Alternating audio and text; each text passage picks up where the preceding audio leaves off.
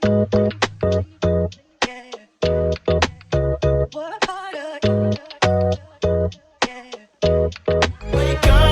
to get ready. It's time to get ready. It's time to get ready. Time to get ready. Time to get ready. Whoa. Wake up. It's time to get ready. It's time to get ready. It's time to get ready. Time to get ready. Gentlemen, welcome back to the podcast. My name is Jorge Pajares. Joining me, as always, is Roland. And we had a little fun idea for this episode, sponsored by Diplomacy Clothing. Negotiate with style with Diplomacy Clothing. It's IG. Their IG is Instagram.com/Diplomacy Clothing. They got some good clothes, man. I'm big gonna wear one of their shirts. Big shout out to Diplomacy Clothing for sponsoring the podcast, and definitely go check them out. Definitely got a lot of cool stuff that you guys probably be interested in too. Myself, I always go look at myself. So yeah, definitely shout out to them and their clothing that I got when they first. That's what I'm thinking. I'm about to say it'll probably do work everyone more for justice if you wore what they shout out. We got this. Don't worry. Yeah, we got that. We good. Well, we had this fun idea to since Stefan Diggs got us in a whole listing mood with the best why not? I have fun with it. And it's supposed to be opening day this past weekend. So why not go through the all-time starting five in our lifetime, or before our lifetime? Yeah, it doesn't matter. It's a before our starting five. I mean, yeah, for sure. I think me and George both listed it to of our lifetime. If you guys want to join in, have some fun with it, we can make it a lifestyle one too. Yeah, and don't forget to follow the Facebook. It's facebook.com/offthebenchpod. Off the bench. We got Facebook. We're getting there in the social media game. Shout out to everybody who's been rocking with us, supporting the movement. We greatly appreciate it, and I mean, we're going to continue to put out quality episode after episode. But yeah, shout out to everybody rocking with us. And if you're a new listener, hit the follow button on Spotify, hit the like button, and subscribe if you're watching on YouTube. Please. But I'm gonna get things started. Please, you won't regret it. With my number 5 pick, my number 5 starting pitcher, Clayton Kershaw of the Los Angeles Dodgers. Now, hold on. Are you ranking this from our ace down, or no? From the number 5 starter to the ace.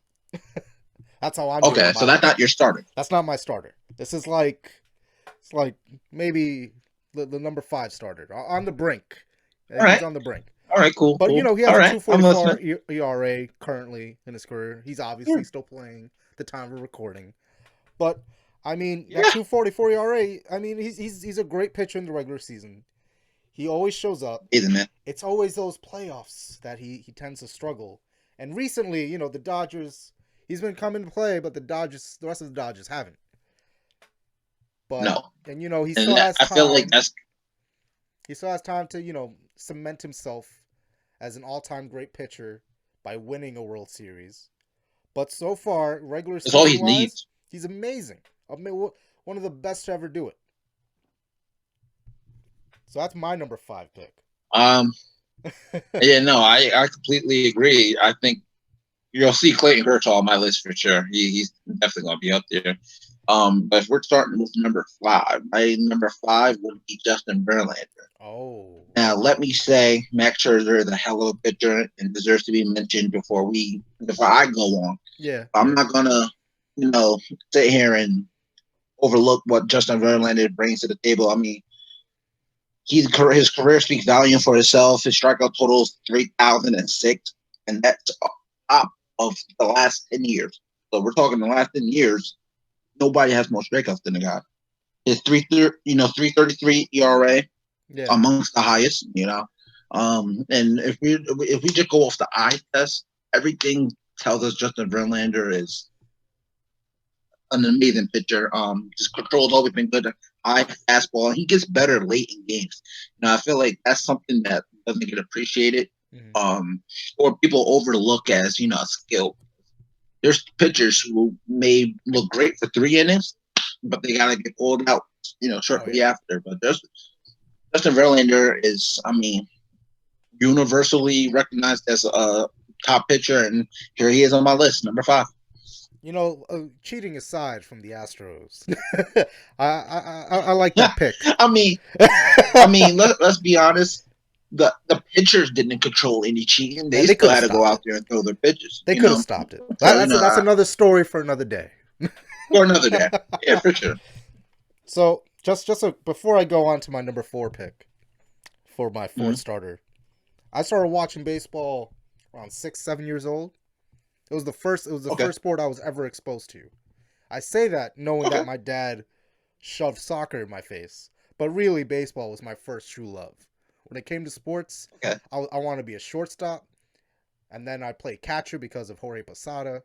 Immediately connected with the Yankees. Awesome. Immediately, even though I had friends and family members that wanted me to go Mets, it was always Yankees.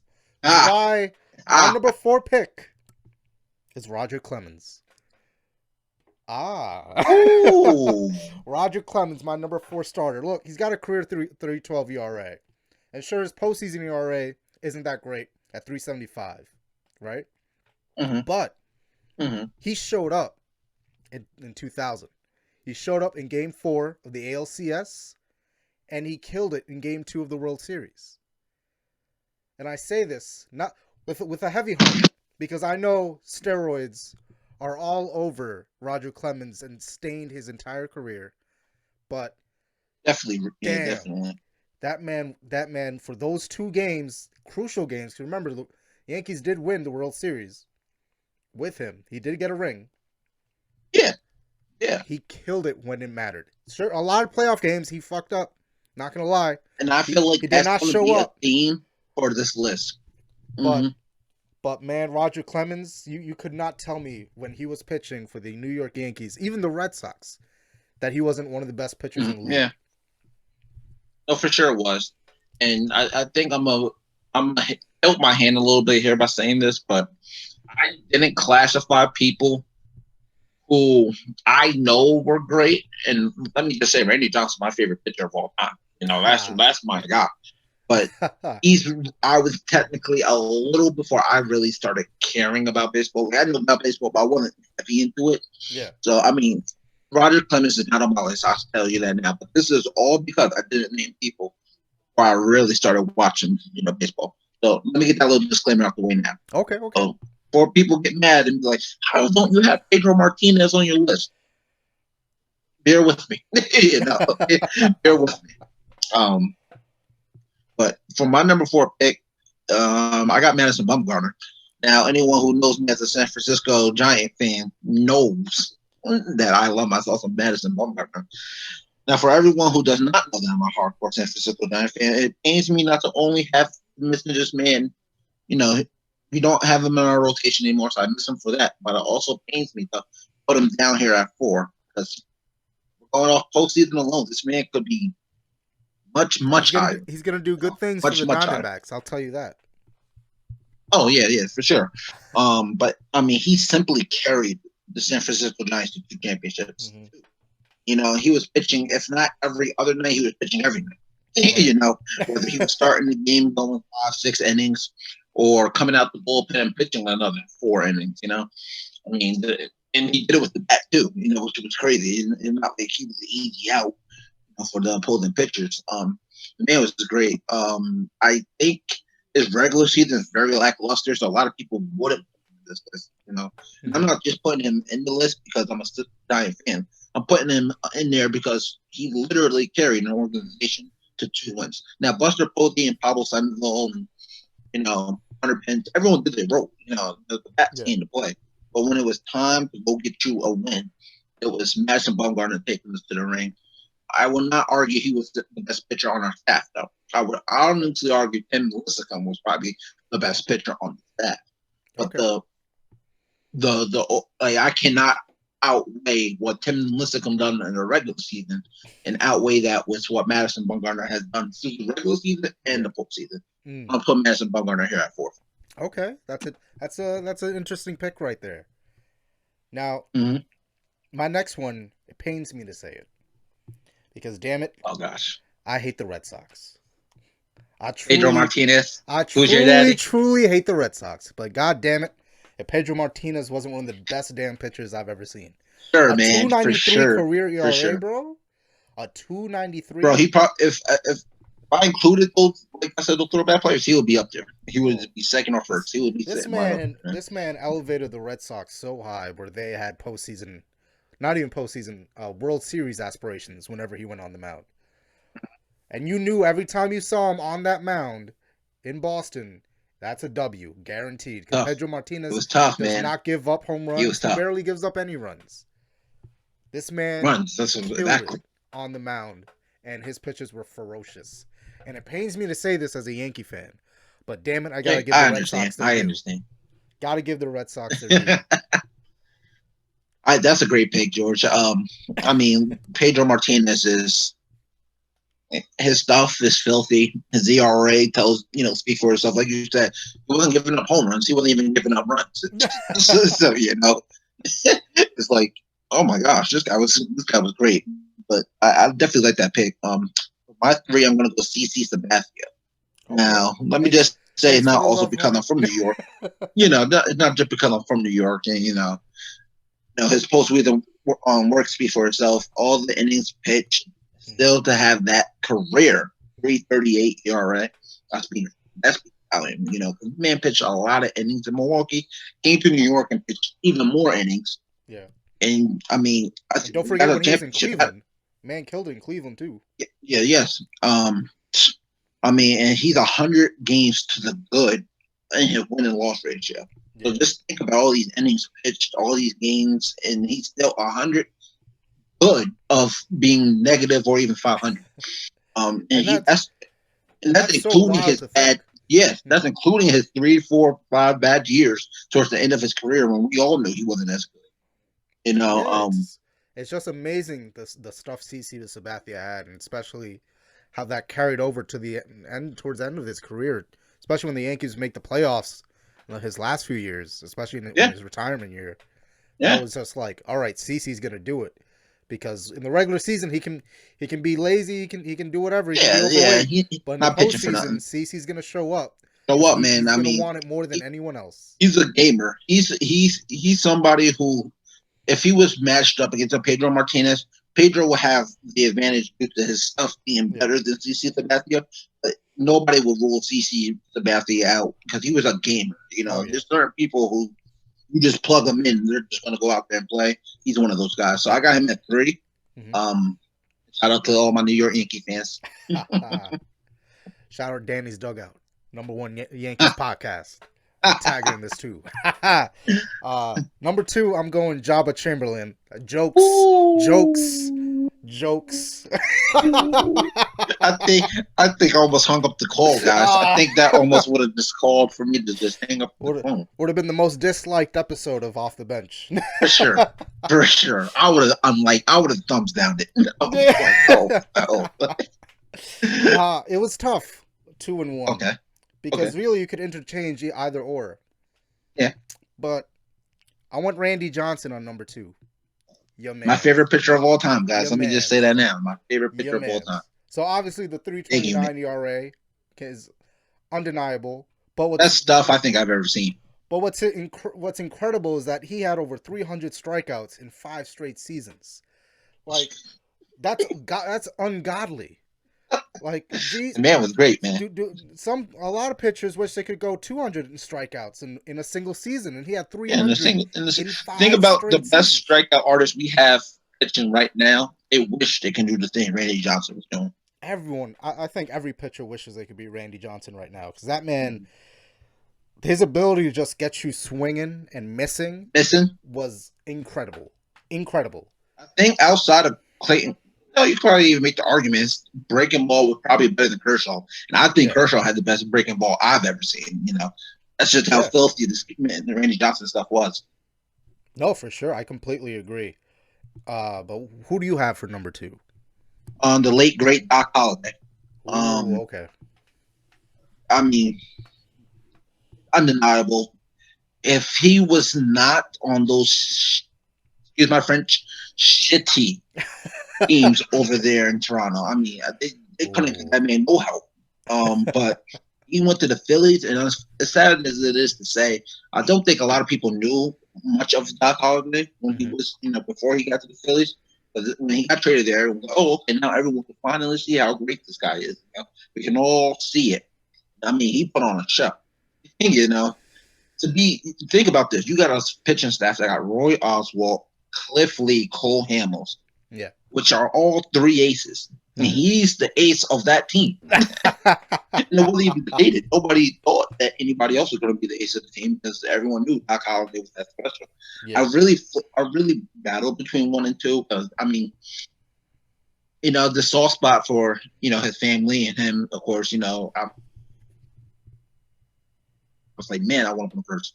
But I'm a fair guy. His win-and-loss ratio doesn't do him justice because, like I said, the teams he was on prior to Philly, just wasn't good. His ERA speaks for itself. The man, like you just mentioned about Randy Johnson, he just had the ability to make other people swing and miss.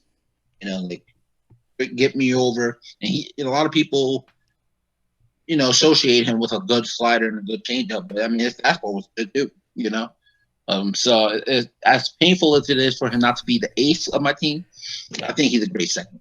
Okay. That's a solid number 2 right there. Man, listen, I ain't going to lose no games with Doc Holliday on the mound. And now, my number 1. Drum roll, please. Drum roll. This man, there's only one reason I picked him over Randy Johnson. And I'm curious. And I have to say, it was really the accolades that this man Who is it? This man had 15-plus wins the majority of his career. Oh, he's teasing us. He's had four. What is it? What does that Booker T think? 4 consecutive. 4 consecutive Cy Young Award winner. 18 Gold Glove awards. This man sounds elite. I'm talking about, of course. Let me tell you, he sounds elite. Greg Maddux.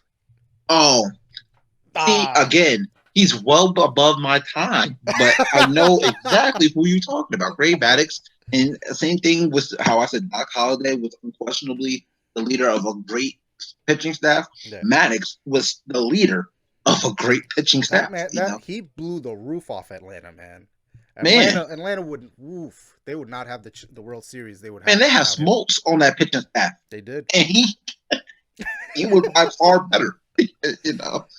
And so I definitely agree with that pick, man. I'm not mad at that at all. And that's a Michael Jordan type accolades. The MVPs, the Cy Youngs. Mm-hmm. That's the 15+ wins throughout his career. Like that's insane.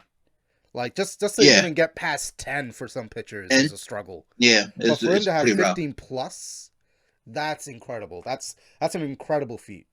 Guy's great, man. You ain't gonna hear no argument. 7 times in his career. 7 times 15+ wins. That's insane.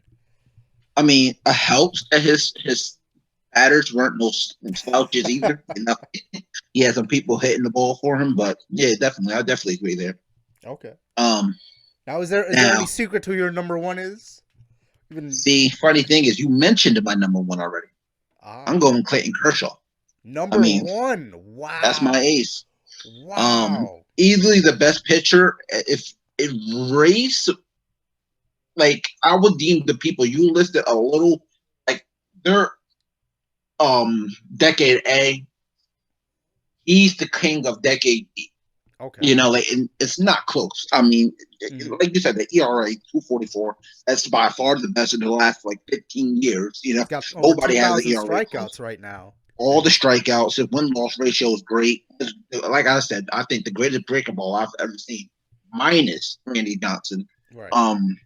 If he was as good as Madison Bumgarner was in the postseason, he definitely be the greatest pitcher of all time. If he won just 1 World Series ring, he'd be the greatest. The greatest. He'd be literally. I don't think anyone would argue the greatest pitcher of all time if he just had a championship to speak of. He doesn't, and it's sad that as a Giant fan, I don't care that he choked all those. He did, but I mean, tip of the cap to the man. The Dodgers thought they were going to get when they drafted him in, and I mean, Clayton Kershaw, my ace. And see that's why I have him at 5. It's just that the whole it's not that he hasn't had opportunities to win a World Series. Oh no, He's had for sure, back-to-back definitely did. opportunities. Definitely did. And that's really, I would have had him higher on my list, but it's just those World Series starts where he was like, Kershaw, this is your time against Houston, against Boston. And it was, he had his times. He had his chances. Definitely did. And that's why, it was painful to play him before Doc, because we never really seen Doc struggle. But then we can also argue Doc never really got his chances to struggle. He wasn't doing much, So, Clayton Kershaw, man, you can't go wrong with any of the pitchers we named today. I think all the pitchers that we named today, there's, I don't think people realize how deep this list can go. Nobody mentioned, if we were talking greatest pitcher of all time, Nolan Ryan is probably above everyone we listed, I mentioned the Cy Young Award. We didn't even mention Cy Young himself. And that's the thing with when you're talking about all-time starting fives is that you can go back over 100 years. That's why I feel like crazy pitchers. We definitely made it a lot easier on ourselves by trying to limit to. I knew we were going a little further back. I probably would have mentioned like Ray Maddox and the Randy Johnsons, but overall, I'm happy with my list. Your list will smoke mine, so I'll tell you that now.